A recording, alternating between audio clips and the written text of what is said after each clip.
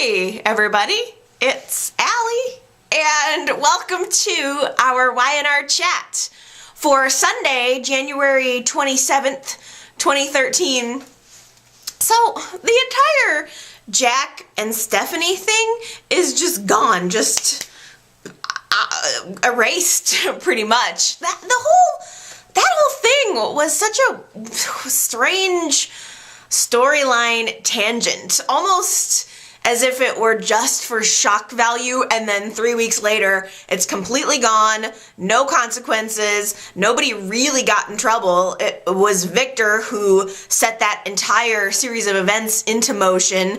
Jack's drug dependence made him unable to help this girl, and Adam dumped her body in an alley.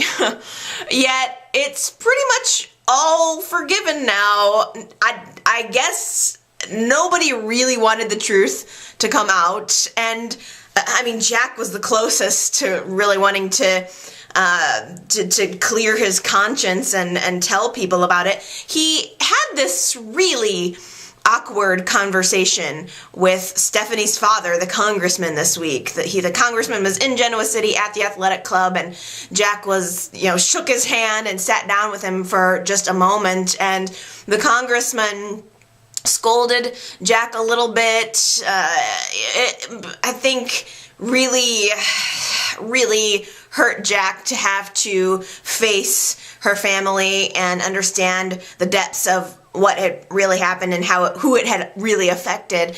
And the congressman, though, what a scumbag, just is mostly concerned about his career, doesn't want anyone to connect that his daughter was a prostitute, and he's really trying very hard to keep this story out of the media, and asks Jack pretty much just to keep his mouth shut. Like, I don't need you to bear your conscience to the world. That's not helping me. It's not helping my family to have to go through a scandal, which I understand. I can understand not wanting it to become a media event, but I don't know. There's just something a little sleazy about the congressman guy. So Jack realizes that he really can't continue to pursue his confession, although he's already gone to Michael, and Michael has agreed to try to soften the blow a little bit for Jack and go to the police on his behalf and try to make it so Jack doesn't have to serve any jail time. And Michael met with Jack this week and revealed that they did an autopsy on her body and determined that she took the drugs hours before she met him, although strangely, she didn't seem high at all to me. I didn't get the high on drugs vibe from her at all at the bar. She seemed completely lucid, but apparently she had taken a lethal dose of drugs a couple hours before even meeting Jack, and so the coroner determined that she would have died anyway. So Jack clearly didn't have anything to do with her death. He could have, if he would have been alert, helped get her to medical attention if she, if he was awake and alert, but he didn't. And furthermore, Jack confessed to having moved the body, dumping it in an alley, and I would have thought that there would at least be some sort of a slap on the wrist for that, but instead Michael just said that he doesn't feel that justice would be served by prosecuting Jack on that matter. The whole thing, the whole entire storyline just felt like, oh, it's here, we're gonna make a big deal about it, and now it's just gone, please forget about it.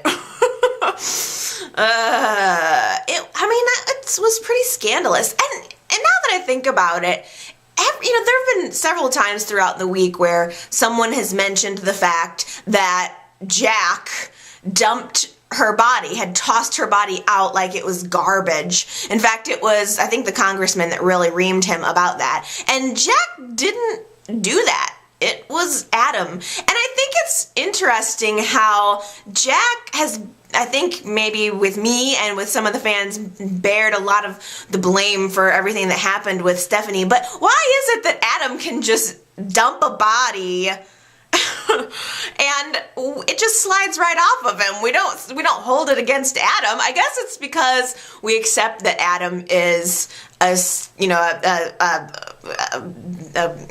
bad character, or he's a seedy character, and we expect more from Jack. We expect more from the other members of this little clique, but Adam seems to get right away with it. I don't know. It's weird. Everybody got away with it. It's pretty much that storyline is done. The only thing left now is the matter of Newman Enterprises and who's going to end up having control over it. And Victor last week gave Jack an ultimatum and said, if you don't secede, if you don't relinquish control of Newman Enterprises, I'm going to tell everybody about what you did.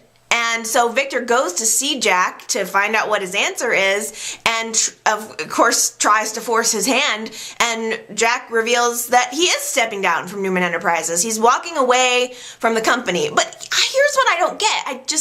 How is Jack stepping down? Like, he may be leaving, like he's not gonna be the CEO, but he's still the owner.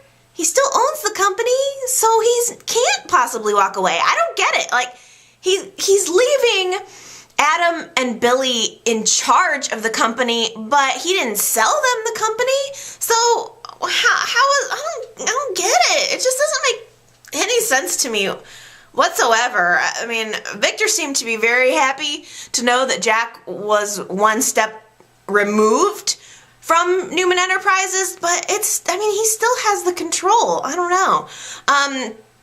But I think Victor sees it as, killing one bird that he needs to get out of the way so that he can get his company back. The only thing he has to kind of reckon with now is Adam, and Victor even said to Jack, okay, well, good, I'm glad you're leaving the company, but the other thing I want you to do is to get rid of Adam. I want Adam out too. I guess Victor just felt like he could deal with Billy. Billy's at least sort of on the inside because he's married to Victoria, but if Jack's out and Adam's out, it increases Victor's chances of being able to get control of his company back.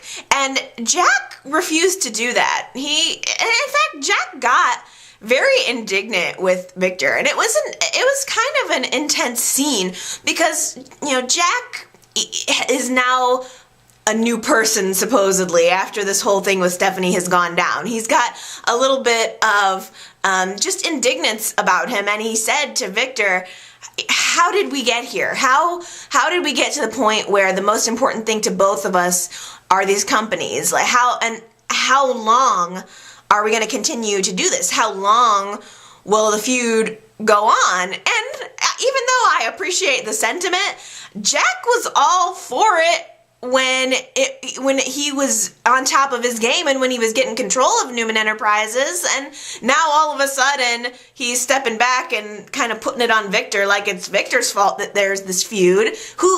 Jack was the one that orchestrated this takeover of Newman in the first place, and you can't say that it's only a business thing. It was about getting back at Victor. So they're both guilty. You can't blame one over the other. It's been Jack versus Victor for as long as I've been watching the show, and it will continue to be. It's one of the core elements. But now there is, I think, a new element, which I'm looking forward to very much, and it's Adam versus Victor, as it should be. Adam is in at this company. He's decided he's not going to Paris. He's going to stick around and try to steer the ship with Newman, and he's the only thing really that's standing in the way between, Victor getting his company back. And I sort of like seeing Adam versus Victor over Newman Enterprises. That feels like where the show should be. That feels like what the new struggle should be, I don't know, maybe it's just me, but I really enjoyed it. And Jack even stepped back and told Adam, look, you can do what you want with this company. You can give it to Victor if you want to give it to Victor. Jack actually said that.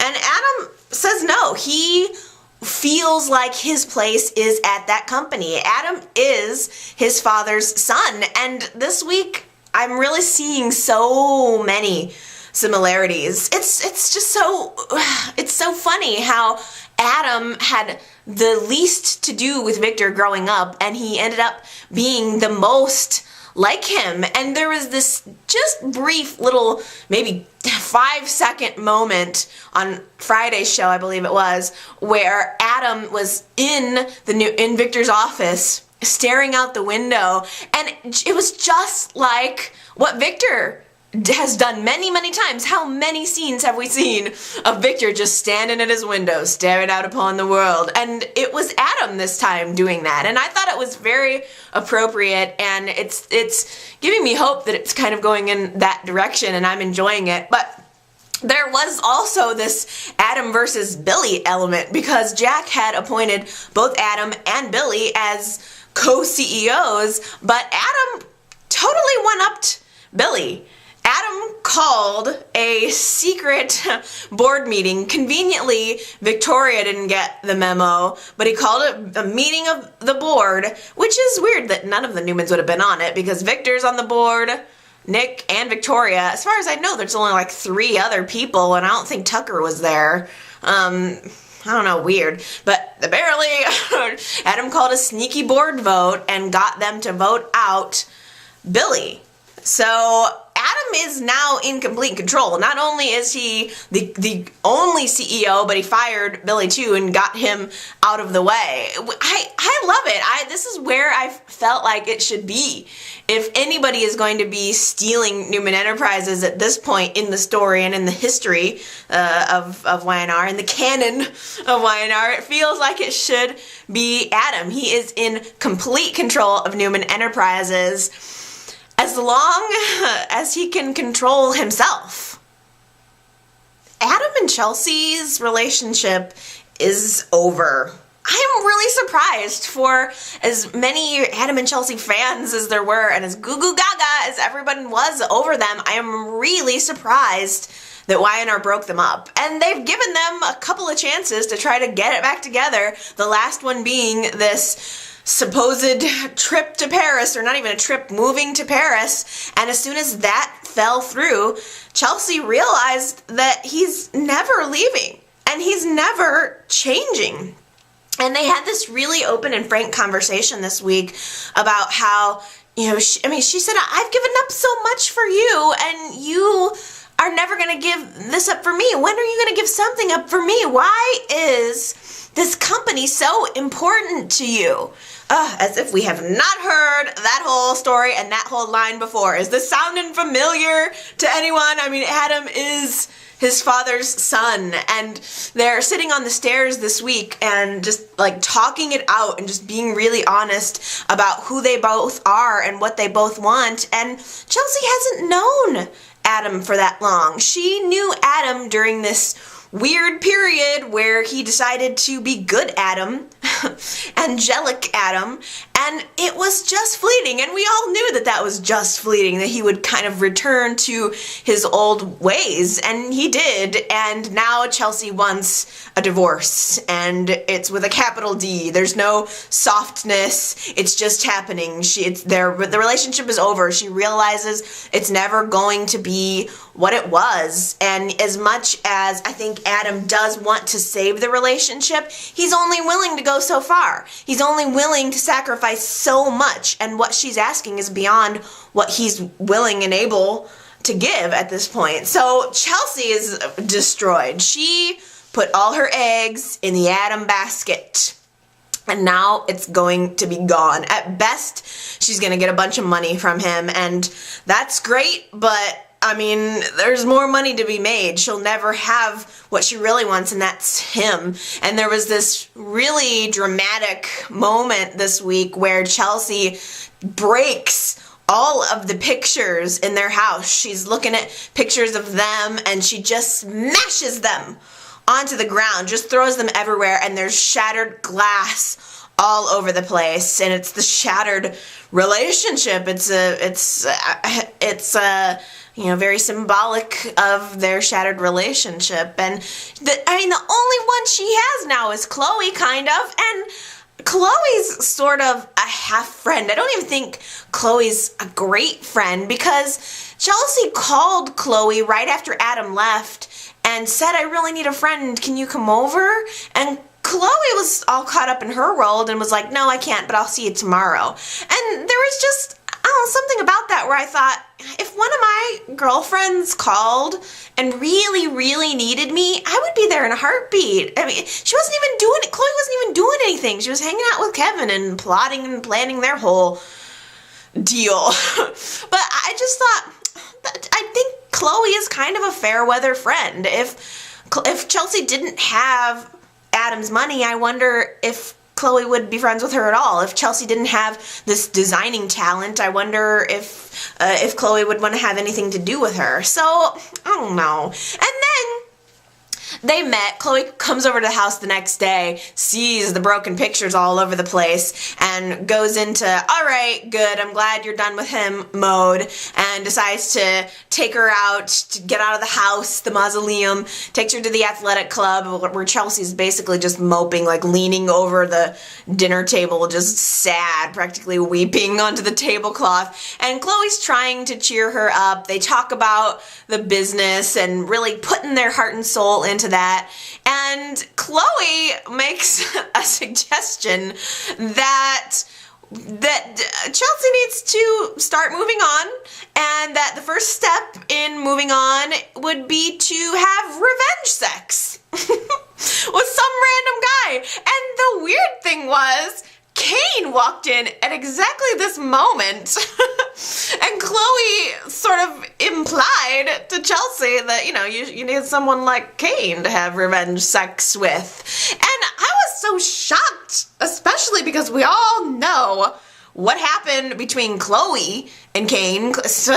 Chloe basically, what did she do? She duped, I think she and Kane did have sex, but she duped Kane into thinking that he was Delia's father. She used Kane for a while and forced him into a relationship that he did not want to be in. And that was right when she first came onto the show, I think. I think it wasn't very long. She was kind of stalkerish with him, and it was not one of Chloe's bright shining moments. And it was odd that she would suggest that Chelsea go double dipping.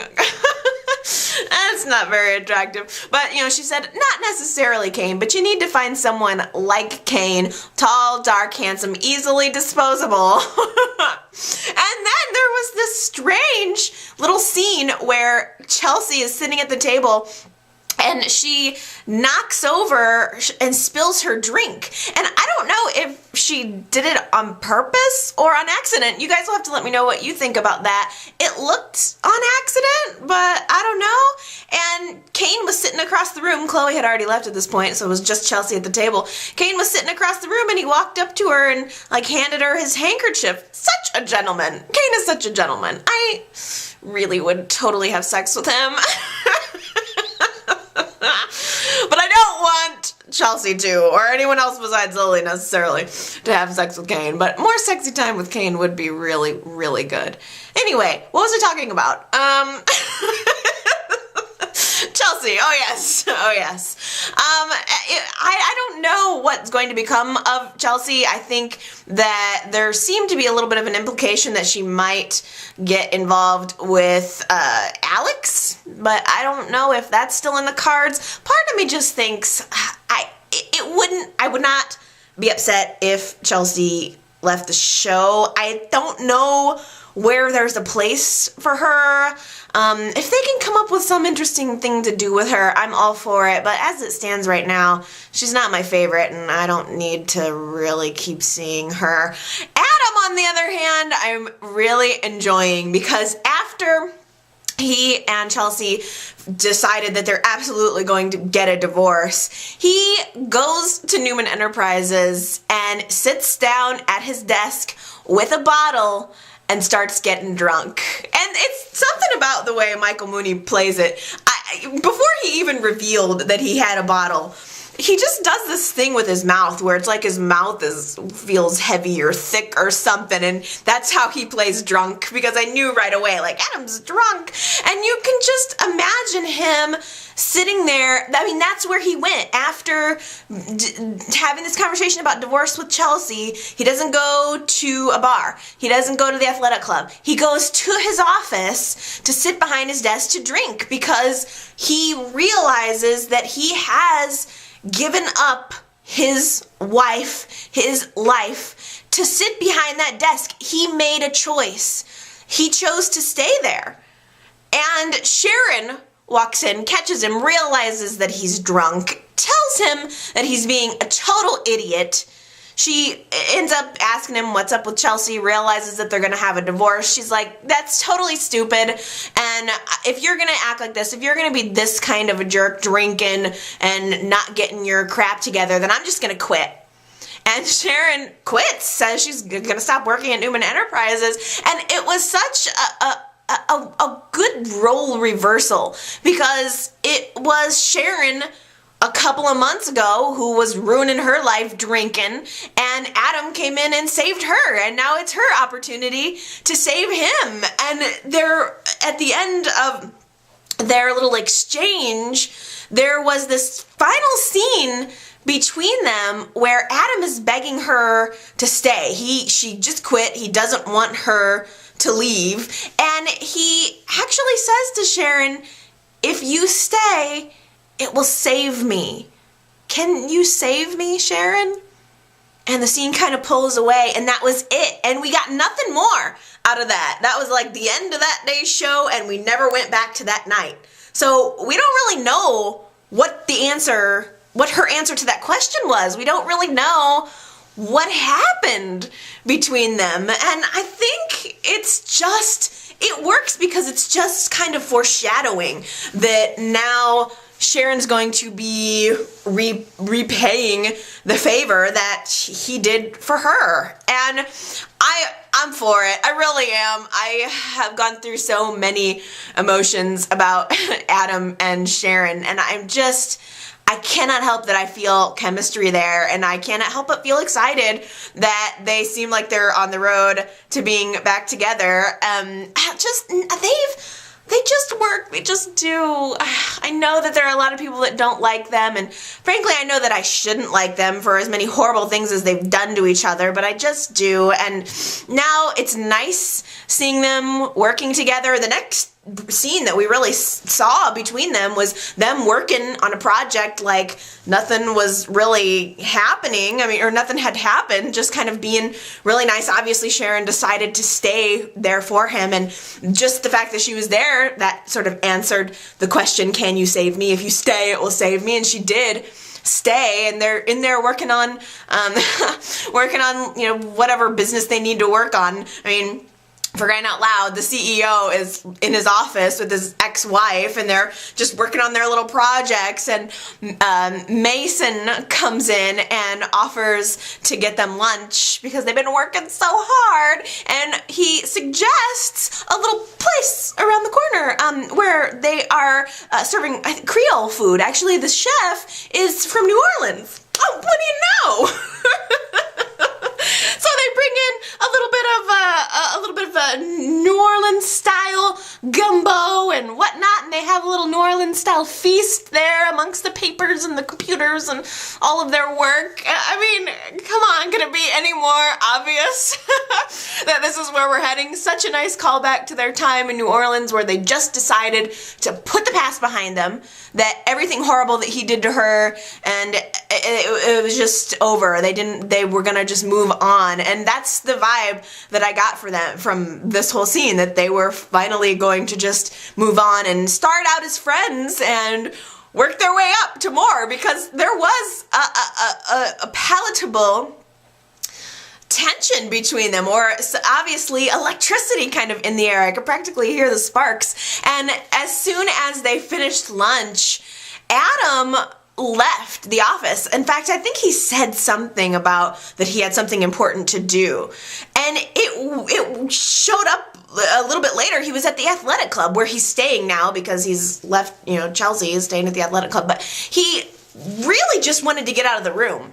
As soon as things started to get a little bit intimate, he really needed to bolt. It was too much for him. He's going through everything with Chelsea, and he is still trying to grapple with the fact that he loves Sharon. He doesn't want to be disrespectful toward Chelsea and the commitment that he made, but he loves Sharon. And meanwhile, Sharon is back at the office finishing up her work when she has a fantasy. And I knew immediately that this was a fantasy, because in the fantasy, she's still in the office, and then she hears the door, and Adam comes through, walking through the door, and she says, "Oh, I thought you had something to take care of."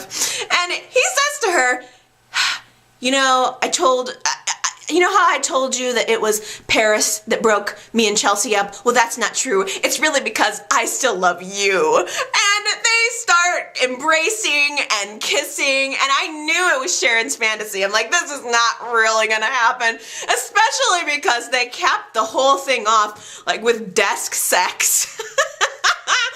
Adam does this move, the classic soap move, where he just sweeps everything off the desk, flips her around, and sits her up on the desk, and then they're kissing and smooching, and I'm like, sweet, I like this a lot. And it is something interesting that the new writers or directors or whatever, they seem to be doing, which is they give it to us without giving it to us in reality. There's a lot of fantasies before we get to the actual part, which I like. It helps, dip your toes in the pool before you just dive in. Although I'm pretty much ready for Sharon and Adam to dive in. Well, give it some time. Let's let this build. But I'm for it. I am for it. I like Sharon and Adam.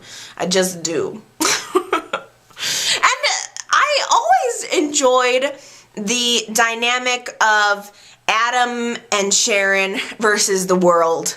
And I think that that's where it is headed too, because Sharon made a comment that she knows she's going to have to face Victor. And Adam knows darn well that he's going to have to face Victor. They're both going to have to deal with him. And it again creates an Adam and Sharon versus the world vibe that I really, really look forward to. It's a dynamic that just works for me. And Victor has a little bit of a leg up because he's got Mason on the inside, and Mason is giving him information about what's going on there. And Victor actually mentioned to Mason that Sharon is mentally unstable and that she is on medication. Oh, this bothers me. And so he asked Mason to figure out exactly what medication Sharon is on, and I'm assuming Victor is going to use Mason to switch Sharon's meds. Like, Sharon is doing so well. She's lucid. She seems really on track. She looks great. I mean, her hair looked really nice this week, a little bit of curl in it. I'm digging the outfits that she's wearing. She looks really beautiful and healthy. And I'm so worried that basically Mason's just going to switch up her pills, that it's going to make her crazy again and ruin any chance we might have of Adam and Sharon's reunion. And I want to like Mason. And it seems like the more they have him do these dastardly things, that's probably not going to help the situation. But whatever. For now, Adam and Sharon have each other. And as messed up as it may be, just in a weird way to me, I think that they're both right where they belong. Has anyone else noticed that in the short, 2 months since we've had the new opening credits, Eric Braeden as Victor has had 3 changes? Like, we're on his 3rd change, because at first his opening credit, I can't remember what it was. It was like the close-up shot, which hasn't changed, and like, he's always had one face close-up shot, but at first it was him standing there in a tuxedo, and then last week or the week before they switched it up and it was him standing at the new condo. Just, you can see like his paintings in the background, and he's just looking very Victor. And then this this week they changed it again and showed his face, but then next to it, him standing at the podium in front of Newman Enterprises. So what is this? Why does Victor keep getting changed credits? Like, is it in his contract that he gets a new opening credit every week, or what the heck? Let me know if you guys have noticed that too, because I'm like, geez, what's going on with this? Pick one and go with it. I'm almost just imagining that they do the opening credits, and then one day Eric Braeden is just sitting back at his house in his lazy boy with like the foot pedal kicked up, and he's decided he's gonna turn on his TiVo and watch himself. He skips all of the other scenes in between and just watches his scenes, and he saw the opening, and I can just imagine him going, I don't like how I look there, and he calls up like whoever he's got to call up and say, I'm not happy with my opening credit, and we need to refilm it immediately. Do you know who the hell I am? I'm Eric Braeden. That's so rude of me, assuming that he's just like Victor. But, you know, it's like, it makes you wonder what the heck is going on here. But in other opening credit news, did you guys notice that Tyler got his credits this week? I wonder, it seems like he replaced Daniel, like they switched out Daniel and put Tyler in, because I think that's where, I think that's the space that he occupied. But he looks good. It was not, you know, I mean, he looks good. It's just too bad his character is a jerk. But anyway, back to Victor and Nikki. I'm so irritated because last week was that press conference where, despite Nikki asking Victor to not say anything about Jack's addiction, Victor does it anyway. He holds his press conference, is about ready to tell everything to the media. Nikki interrupts and tells him, if you do this, I'm going to leave you. Victor said, oh well, went out, did it anyway, only got stopped because of Billy and the whole Billy's ultimatum. And now here we are, a week later, and probably like a couple days later in Y&R time, and it feels like all is forgiven with Nikki. Victor was willing to throw away your entire relationship so that he could best Jack. You know it, and you're still with him. Like, it's becoming increasingly harder to enjoy Nikki and Victor the way I want to enjoy Nikki and Victor, and also to respect Nikki. Because it's becoming pathetic, and the more that I see the parallels between Adam and Victor, the more I also realize that Nikki is Chelsea 30 years later. Like, if Chelsea would have continued going, well, okay, to Adam, she would be in Nikki's place, in her shoes. That's all Nikki ever does, is be like, well, okay. Or she'll threaten to leave and then completely, like, renege on it. It's irritating to constantly see the same thing from them. Why can't Nikki and Victor just be happy? And Nikki, if you want to be with Victor, why don't you just accept who he is? Realize that he's going to do whatever he's going to do and live with it. Or leave him, one or the other. But constantly trying to change him is exhausting for everyone. And it's Victor constantly making promises that he can't keep, which is the exact argument that Chelsea made with Adam, saying you're just going to make me promises that you can't keep, and I'm not really interested in living the rest of my life like that. And Nikki has done exactly that. She wants to be focused on their wedding right now, which is, it's going to be really hard for me to get into their wedding because Victor's such a jerk. But Nikki, realizes we should be talking about the wedding right now, not Jack and Newman Enterprises. We should be being happy right now. We should be sailing around the world together and getting ready to go on this amazing honeymoon, and we're just not. Instead, you are consumed. And she even told him, I can see in you that this need for control is becoming all consuming again, and she's worried that having to go head to head, especially with Adam, could take a toll on him. And she made this comment about how she really thought at one point, I don't remember what it was, but she said something like, I really thought when I saw you lying there in the hospital that you were gonna die. And you can tell that, like, Nikki seemed a little more desperate than usual, a little more off balance. Like, she's struggling so hard to hold on to something and to make him something that he's not. And she mentioned just something about being worried about his death. And then there was this weird scene after Victor left her where she gets on her cell phone and calls somebody, and she just says, "Hi, this is Nikki Newman. No, I haven't told him yet." So what's that? Surely she's not pregnant. I hope not. I mean, the only thing that I can think of is maybe it was Victor's doctor, and maybe they gave her some test results. Like, maybe he had some routine blood work done or something, and they gave her some test results, and she's decided that she's going to be the one to tell him that there's something wrong with him. I don't know. What do you guys think? I mean, there's definitely something wrong with Victor, but it's in his head. When Sharon was sick, she got support really only from two people, Adam and Noah. And I think it's really nice to see now that she's healthy, she's turning around and really giving that support back. And I especially am enjoying Sharon and Noah's relationship. She stopped by this week to see Faith, and Faith wasn't there, but she had a really good conversation with Noah, and she really wants him to open up to her, and he did. He starts talking a little bit about how he feels about Adriana, and the classic probably line of the week though was Sharon said something like, "Well, you know, maybe your dad and I didn't give you the most healthy impression of what a relationship would be." Yeah, understatement.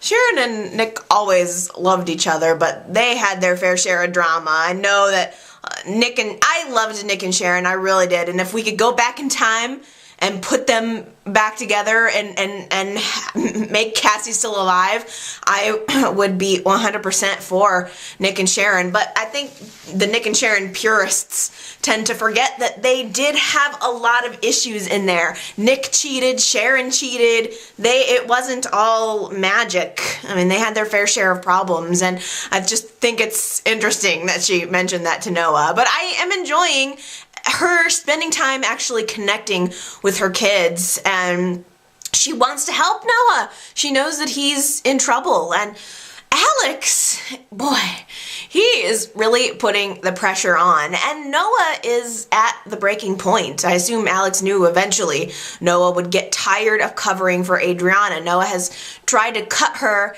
out of his life, especially after last week when he found that mystery bank account with 10 grand stashed in it that she had a statement for in her purse after having sex with him a couple of times and acting like he's the only one for her. He realized that she's playing him, and he's just breaking down. He's tired of it. So this time when Alex approaches Noah at work, Noah just tells him the truth and just says, "Yes, fine, yes, she sent me the money, but I don't have it anymore." And Alex did a little bit of his own opening up and said that what had happened was that Adriana's boyfriend was a drug dealer, and that they had set up some kind of a sting operation, and Adriana waltzed right in, took the money, and left. And now Alex feels like a fool.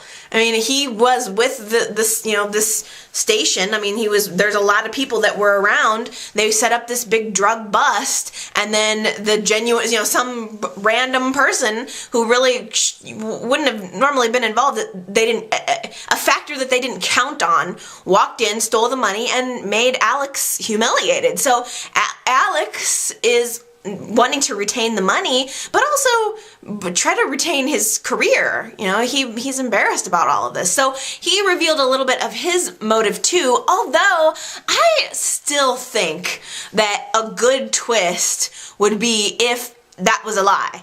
I think it would be amazing if we found out that Alex actually was a dirty cop and Adriana was telling the truth about that, or Alex is not even a cop at all. that would be even better. I'm ready for a twist to be there, especially because Alex seemed so sincere in the story that he told. I think it would be just a million times better and unexpected. We assume that Adriana is the liar because she's lying about other things, but what if the twist is that she's telling the truth about Alex and that he's actually a dirty cop? But he wants the money, he's not giving up, and he's still sniffing around Kevin and Chloe. He knows that they have it, and every time they're having a conversation about the money, what they're gonna do with it, he's right around the corner. And there was a scene again where Alex was pressuring Kevin and Chloe, and I'm telling you guys, Chloe and Alex had more heat between them in that 2-minute scene than Chloe and Kevin have had in 2 years. I just don't feel Kevin and Chloe, and I do feel Alex and Chloe, and I really wish that that was where this was headed. Oh, that would be so sexy. The only thing that bothered me about that scene is they were going on and on about coffee, like using that as the pretense, and Alex was saying, yeah, you know, this is bad, this is bad coffee. You know, we like coffee in New York, and the whole time, like, he's having this coffee cup in his hand, and it bothered me. Like, it was clear that the cup was empty. Like, it was a little thing that pulled me out of the scene. I don't know, do you guys notice that? Like, when they're drinking something and I notice that the cup is empty, it shocks me out of being in the moment. And then I'm like, oh yeah, this is fake. They're just play acting. Damn it. So, I just wanted to mention that empty cups really bugged me. At least put something in it. The cup he was carrying during that scene was completely empty, and he took a big sip of it and then walked out the door. And like Alex was so suave during that whole scene, just like he was, you know, Mr. Suave Cop Man, and then he takes a fake sip of an empty cup and walks out the door, and I was like, damn, that could have been so much better if not for that tiny little detail. Oh well. Alex knows they have the money, and as soon as Kevin and Chloe were out of the restaurant, Alex came back and was looking behind the bar, trying to see if by any chance they were stashing it back there. So if they're gonna get caught, Kevin and Chloe are gonna get caught one way or the other. And if it's not Alex, it could be Adriana, because Adriana's been slinking around the coffee house, and she overheard the whole conversation between Alex and Chloe and Kevin and about money, and she starts putting two and two together that the coffee house is pretty empty and they seem to have money, so where are they getting this money, and is there any chance that they're the ones that stole my money? So she actually got up on Kevin and started asking him questions about his business, and just clear that she's on to it. So Kevin and Chloe better hope that they've got that money in a safe hiding spot, because easy come, easy go. Nick and Avery have decided to hire Tyler to help get the word out about the underground, and they're probably next week going to be having the underground grand opening part 2, the one where it's not a complete flop, and I am looking forward to seeing that. I would love to see this dark, dank club become something amazing, because it's not yet. But that's not the important part of the story. Really, the main thing here is Nick and Phyllis's divorce. It's a big deal. Nick and Phyllis were together for a really long time, and with a swipe of a pen, it's all over. And it's hard to decide where I fall on this issue, because I understand why Nick and Phyllis didn't work out. I mean, I understand why Nick wanted to leave her. It makes, I wouldn't want, she slept with Ronan. It was bad. That was bad move for her, on her part. But at the same time, they did have a lot of memories and chemistry together, and it bothers me that he's involved with her sister. I know that it shouldn't, and I want to enjoy Nick and Avery, but there just is a part of me that's like, I just think that I feel almost betrayed by Nick in a way. I feel almost how Phyllis must feel, because it's almost as if Nick just grabbed Avery and got involved with her so quickly. he's smooching on her now, and they're just totally a couple, and I don't know, it seems too quick and too easy, and it almost irritates me that he got over Phyllis so quickly. Yeah, she ticked him off, but we really haven't seen any moments of Nick regretting. They had one conversation last week, Nick and Phyllis, but other than that, Phyllis is really struggling with having to sign the divorce papers, and she's really struggling with the idea that her marriage is over, and furthermore, really struggling with having to see Nick and Avery all over each other, and nothing from Nick. Not a word, not even a hint that he has some regret. And it makes me wonder what kind of longevity Nick and Avery are actually going to have, because here, Avery's got a lot of guilt. She has in some ways betrayed her sister. I'm sorry, you don't get involved with your sister's ex-husband. You gotta, on the one hand, I think, well, why should Avery not be happy? Just because, what is stopping Avery from pursuing her happiness? But, man, there's like a code or something, right? She's not supposed to get involved with your sister's ex-husband. And husband! They were involved before the ink, but they were involved before the papers were even drawn up on Phyllis and Nick's divorce. And it's too perfect right now. Avery is realizing that Phyllis's loss is her gain, and she feels guilty about it, but at the same time, Nick is the man that Avery has always wanted, and she has a feeling like, wow, finally my life is where it needs to be. Everything is perfect. Or is it? Because we've got this Dylan character lurking around, and we saw a couple more scenes this week of him, I believe, having arrived in Genoa City. He's picked up a local newspaper, and he sees a picture of Nick and Avery together and knows that the club is having this grand reopening. And there's something about the way that they're portraying Dylan, even though we haven't seen his face, all we've seen is like him from the neck down doing random things. We're still waiting for the big reveal, but at the same time, it feels creepy to me. Like, I get a vibe like Dylan has bad intentions.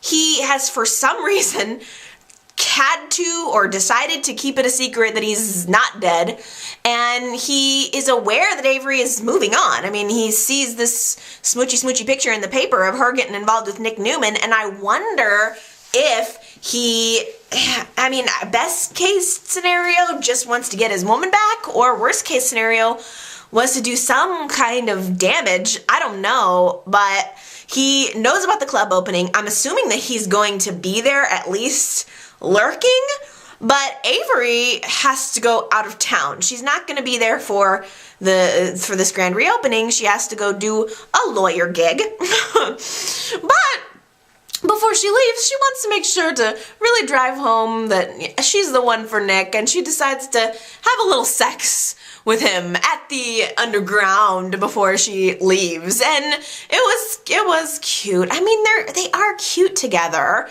They have a lot of sex.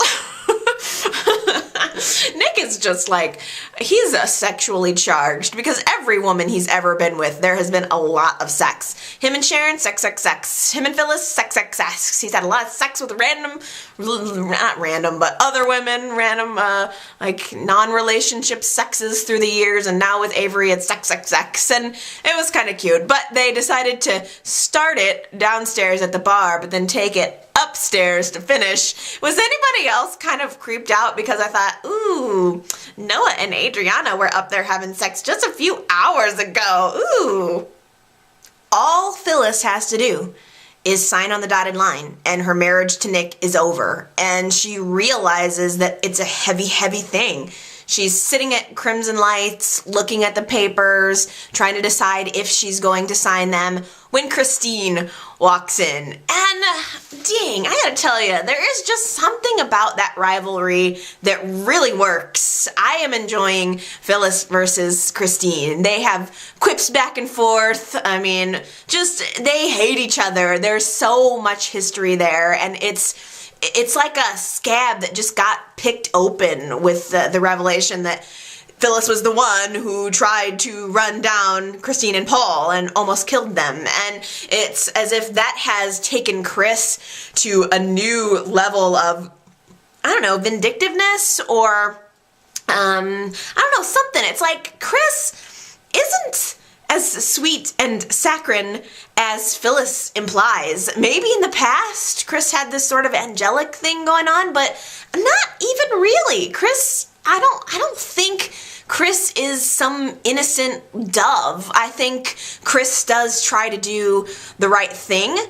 And I don't blame her for hating Phyllis. I just don't. And maybe it's, difficult for newer fans who aren't as familiar with Chris, but Christine was on the show long before Phyllis and has a long history on the show herself. And so maybe people default to wanting to defend Phyllis, but I know Chris, and I just don't blame her for feeling the way she does. Like, I'm not a huge Christine fan. I'm really not. But I would be doing exactly the same thing as she would with Phyllis. I would have totally pursued a lawsuit. And I felt that the fact that her case against Phyllis got thrown out was such a ridiculous thing.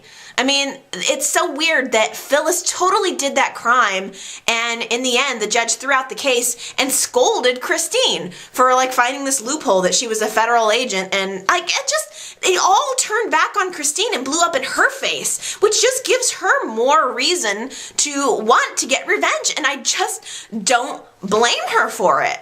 I think the only reason Christine put it on the back burner was because Paul asked her to. She wanted to try to move on with Paul specifically, but every time Christine sees Phyllis, she can't believe that she's walking free, that she knows. I mean, imagine somebody tried to kill you. You'd hate them too, and you wouldn't want to see them get rewarded for what they did. And so Christine decides that she's going to pursue a lawsuit with Phyllis. With the divorce, Christine assumes that Phyllis is coming into some Newman money, and at the very least, Christine wants to try to take her money away from her. Even though, Christine sees Phyllis walking around free as Phyllis being rewarded for bad behavior, and that's really not the case. Phyllis is going through her own version of hell right now. She's not partying it up with her big bags of money. I think getting a Newman settlement is the last thing on her mind. Phyllis is kind of a lost soul at this point. Her marriage has fallen apart. She can't really be close with her sister, even though I think she wants to on some level. She's estranged somewhat from her daughter, and no job. And the only thing that she really has is Jack. And I don't think that she really even wants him.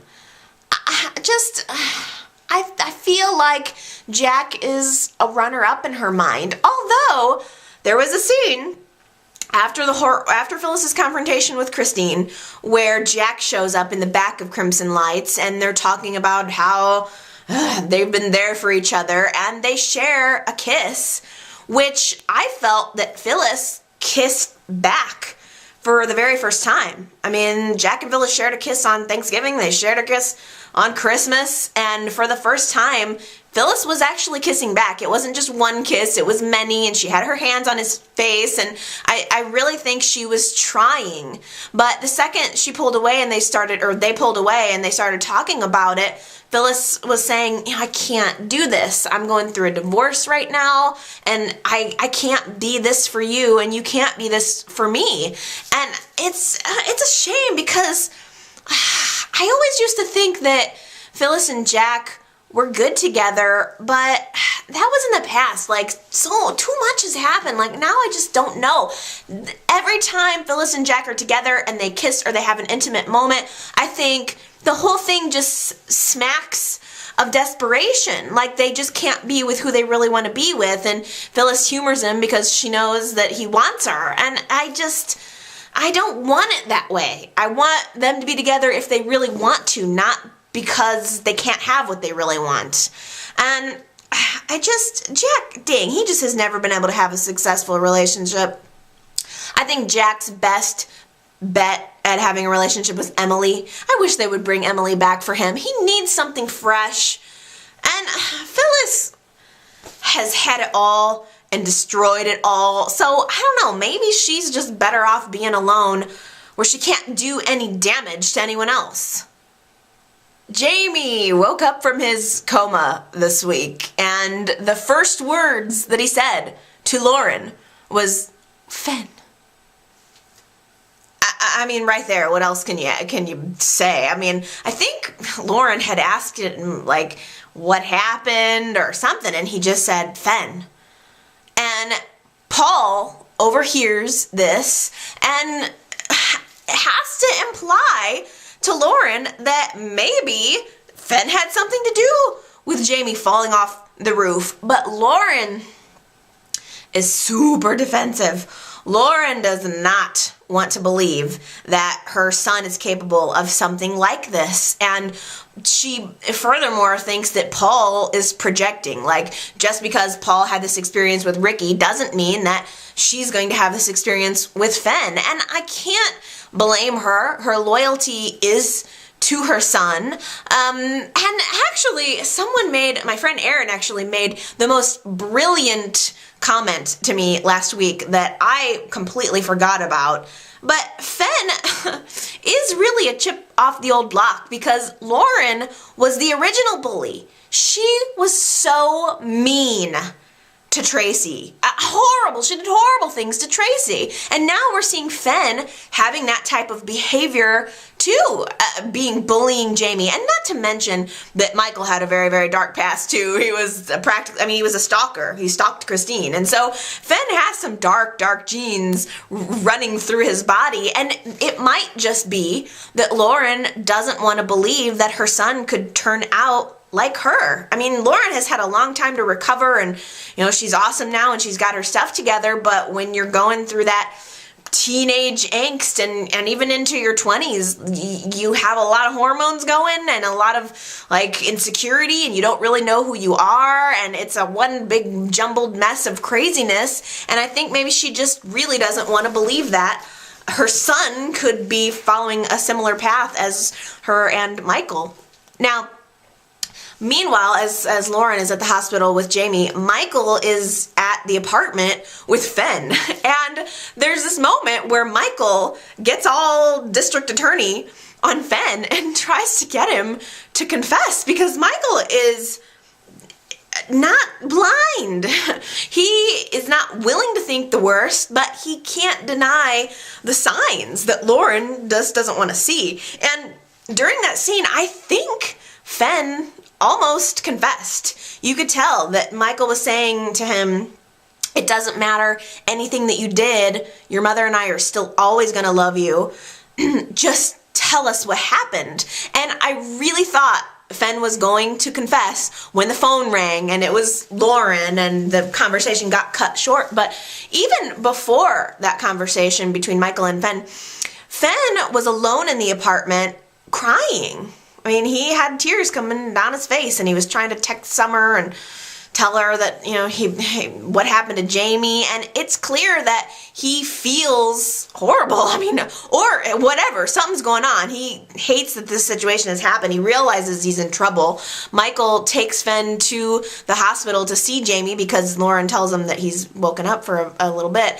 And Fen's reaction upon seeing Jamie and Jamie waking up was Michael called it. It was guilt and dread. Michael watched Fen's reaction to seeing Jamie and knew that he was afraid that Jamie was going to reveal all.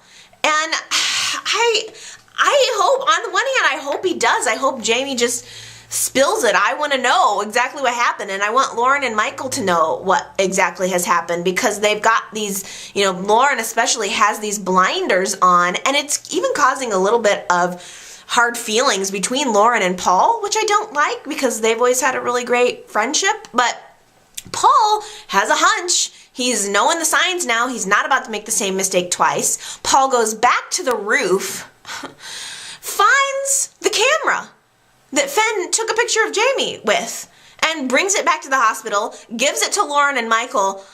They see the picture of Jamie on the camera, which is like good on the one hand, but on the other hand, I'm like, Fenn, you dumbass, you left the camera on the roof? He just must have been so distraught over what happened. He just left the camera or completely forgot about the camera or wanted to get caught. I don't know. I'm surprised, so surprised that he left it there. But as soon as they saw the picture, Paul, of course, who really only wanted to tell Michael, not Lauren, but Paul realized that put Jamie on the roof right before the accident happened, and he told Michael and Lauren, this seems suspicious, don't you think? But Lauren would rather think that Jamie is a thief than see her son as a menace. She sees the picture of Jamie in the little trinket box and realizes that she takes it as, well, Fenn was trying to defend us. But then why didn't Fenn say something? Why wouldn't Fenn tell the truth? The fact that he's lying and didn't mention that he was there should tell you something. But I don't know. I still don't know if Fenn pushed Jamie off the roof on purpose. I don't know if it was an accident, or I don't know if Fenn was trying to kill Jamie. The only thing we can do is wait and see what Jamie says when he wakes up. And it was really a creepy scene. There was a moment where Jamie and Fenn were alone together, and Fenn is standing over Jamie's bed looking down at him while Jamie's got his eyes closed. He opens up his eyes, sees Fenn, and there's this moment between them, and it was chilling. I don't know, did anyone else think, is Fenn gonna smother this poor kid with a pillow right in his hospital bed? Devon made some kind of weird comment to Tyler this week about being a mama's boy or something, and it became revealed that Leslie and Tyler's mother is dead. She's no longer with them, but you could tell that it hit a chord, more than just the mother had passed away. There's way more to the story. And even Neil he's trying to pry Leslie to get more information about her life. Leslie reveals that the grandmother's dead too. I don't know if that's related, but then there was a preview for Monday's show where Leslie and Tyler are having a conversation, and Leslie is saying, what is he doing here? So I don't know, I don't know what their secret is, and I don't really have any theories. Are they connected to someone else who's in Genoa City already, or is it going to be someone new? Could it be Alex? Could they have something to do with a case that Alex was working on? I have no idea. I don't even have a very good guess, but it's disappointing because she's hiding something from Neil. And Neil's trying to get to know her, trying to, have a relationship with her, but the relationship is doomed. It just seals it. I can't imagine where they're going to go if they've got some horrible secret, I don't know. But Leslie and Neil, do we even want them together? How do you guys feel about it? They're totally inappropriate for work for one thing. Can you even imagine seeing your CEO snuggling up to one of the lawyers? Can you imagine the office gossip around that place? It's got to be rampant. They're just so inappropriate with each other. And Tyler is so inappropriate too. Maybe it runs in the genes or something, because Leslie warned Tyler this week to stay away from Lily, and Tyler still persists, and he acts like he sees something special in Lily, she's the one that's going to change him, because Leslie even told him the only reason you want Lily is because she's unattainable. You can't have her. She's married and she has 2 kids. So he came back with something like, oh, well, what if there was more? What if there could be more between us? And it's just you gotta be kidding me. You think you're gonna slowly but surely dismantle their entire family? Ugh. He's trying though. Every chance he gets, He's wanting to make up excuses to be around Lily. He wants to show her the campaign that he's created for the underground so that he can get her into a loan. And her kids are sick. Her kids are at home sick this week, and he asks her to come look at his stuff for the underground, and she's like, well, I have sick kids. Kane overhears the whole thing and is like, go ahead, I'll take care of the kids. It's cool. Like, Kane is trying extra hard to seem completely okay with Tyler's advances. Like, oh yeah, I'm totally comfortable with this. And I'm afraid that his laid-back attitude is going to have repercussions because Tyler is being way aggressive and Kane is being way passive. And it's like, Kane, what the heck? Like, there's got to be something different on the horizon for Kane because he's being a loser in his relationship right now, and he is being a loser in business right now because now that Jack has decided to step down from Newman, he's going to come back to Jabot. And who is the first person he goes to at Jabot? Neil. I thought that Kane was the CEO of Jabot and that Neil was just sort of working behind the scenes, but Jack comes back to Jabot and starts running things by Neil. Basically, Jack says that he wants to create a fashion division within Jabot, which is great, and he wants Neil to run it, which is wonderful, but what the heck is going to happen to Kane? I don't see how he's going to fit into that picture because Jack's going to run the cosmetics division. So I don't know how that's going to work. I mean, a fashion part of the company could be really fun and cool. Maybe Chelsea and Chloe will work in there somehow. Maybe it could be really fun for Lily too. You know, she's very fashion forward, so maybe there'll be something fun for her to do there. But not Devon. Not Devon. Devon is slowly creeping his way out of Jabot. He didn't want to be there in the first place. Tucker offered him a job in his music division. Catherine is encouraging Devon to take the job and become closer with Tucker, but Tucker is leaving the show, so I don't know if he's going to leave Devon in charge of McCall, but Devon, he's so 1 week he can't stand Tucker, doesn't want to be around him, and now he wants to work with him? Okay, well, that is it for me for this week, you guys. My throat's a little sore from talking so much. So how about you take your turn and you talk to me. You let me know what you're thinking about this week's show. If you have comments, theories, updates.